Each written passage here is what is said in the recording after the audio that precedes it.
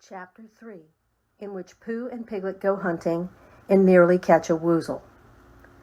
The Piglet lived in a very grand house in the middle of a beech tree, and the beech tree was in the middle of the forest, and the Piglet lived in the middle of the house. Next to his house was a piece of broken board which had Trespassers W on it. When Christopher Robin asked the Piglet what it meant, he said it was his grandfather's name and had been in the family for a long time. Christopher Robin said you couldn't be called Trespassers W, and the Piglet said yes, you could, because his grandfather was, and it was short for Trespassers Will, which was short for Trespassers William, and his grandfather had had two names in case he lost one, Trespassers after an uncle, and William after Trespassers. "I've got two names," said Christopher Robin carelessly. "Well, there you are. That proves it," said Piglet.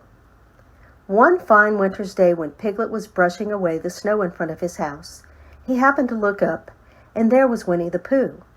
Pooh was walking round and round in a circle, thinking of something else, and when Piglet called to him, he just went on walking. "Hello," said Piglet. "What are you doing?" "Hunting," said Pooh. "Hunting what?" "Tracking something," said Winnie the Pooh very mysteriously. "Tracking what?" said Piglet, coming closer. "That's just what I ask myself. I ask myself, what? What do you think you'll answer?" "I shall have to wait until I catch up with it," said Winnie the Pooh. "Now look here." He pointed to the ground in front of him. "What do you see there?" "Tracks," said Piglet. "Paw marks." He gave a little squeak of excitement. "Oh, Pooh, do you think it's a Woozle?" "It may be," said Pooh. "Sometimes it is, and sometimes it isn't. You never can tell with paw marks." With these few words he went on tracking, and Piglet, after watching him for a minute or two, ran after him. Winnie the Pooh had come to a sudden stop and was bending over the tracks in a puzzled sort of way. "What's the matter?" asked Piglet. "It's a very funny thing," said Bear, "but there seem to be two animals now. This, whatever it was, has been joined by another, whatever it is, and the two of them are now proceeding in company. Would you mind coming with me, Piglet, in case they turn out to be hostile animals?" Piglet scratched his ear in a nice sort of way and said he had nothing to do until Friday, and would be delighted to come, in case it really was a Woozle. "You mean in case it really is two Woozles," said Winnie the Pooh, and Piglet said that anyhow he had nothing to do until Friday, so off they went together.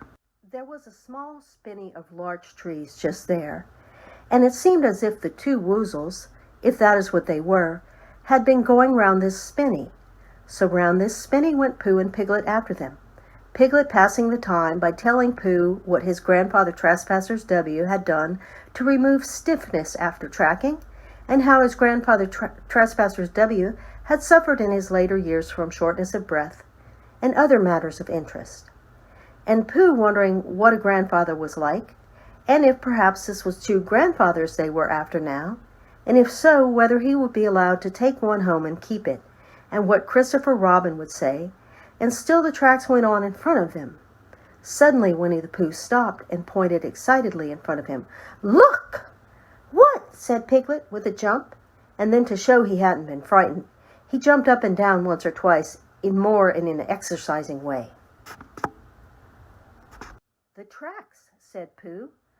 "A third animal has joined the other two." "Pooh!" cried Piglet. "Do you think it's another Woozle?" "No," said Pooh, "because it makes different marks. It is either two Woozles and one as it might be Wizzle, or two as it might be Wizzles and one, if it is so, Woozle. Let us continue to follow them." So they went on, feeling just a little anxious now, in case the three animals in front of them were of hostile intent. And Piglet wished very much that his grandfather T.W. were there, instead of elsewhere, and Pooh thought how nice it would be if they met Christopher Robin suddenly but quite accidentally, and only because he liked Christopher Robin so much. And then all of a sudden Winnie the Pooh stopped again and licked the tip of his nose in a cooling manner, for he was feeling more hot and anxious than ever in his life before. There were 4 animals in front of them. "Do you see, Piglet? Look at their tracks. 3, as it were, Woozles, and 1, as it was, Woozle. Another Woozle has joined them." And so it seemed to be. There were the tracks, crossing over each other here, getting muddled up with each other there, but quite plainly, every now and then, the tracks of 4 sets of paws. "I think," said Piglet, when he had licked the tip of his nose too and found that it brought very little comfort, "I think I have just remembered something. I have just remembered something that I forgot to do yesterday and shan't be able to do tomorrow. So I suppose I really ought to go back and do it now." "We'll do it this afternoon, and I'll come with you," said Pooh. "It isn't the sort of thing you can do in the afternoon," said Piglet quickly. "It's a very particular morning thing, and it has to be done in the morning, and if possible between the hours of, what would you say the time was?" "About 12, said Winnie the Pooh, looking at the sun. "Between, as I was saying, the hours of 12 and 12:05. So really, dear Pooh, if you'll excuse me, what's that?" Pooh looked up at the sky, and then as he heard the whistle again, he looked up into the branches of a big oak tree, and then he saw a friend of his. "It's Christopher Robin," he said. "Ah, then you'll be all right," said Piglet. "You'll be quite safe with him. Goodbye." And he trotted off home as quickly as he could, very glad to be out of all danger again. Christopher Robin came slowly down his tree. "Silly old bear," he said, "what were you doing? First you went round the spinney twice by yourself, then Piglet ran after you, and you went round again together, and then you were just going round a 4th time." "Wait a moment," said Winnie the Pooh, holding up his paw. He sat down and thought in the most thoughtful way he could think. Then he fitted his paw into one of the tracks, and then he scratched his nose twice and stood up. "Yes," said Winnie the Pooh. "I see now," said Winnie the Pooh. "I have been foolish and deluded," said he, "and I am a bear of no brain at all." "You're the best bear in all the world," said Christopher Robin soothingly. "Am I?" said Pooh hopefully. Then he brightened up suddenly. "Anyhow," he said, "it is nearly luncheon time." So he went home for it.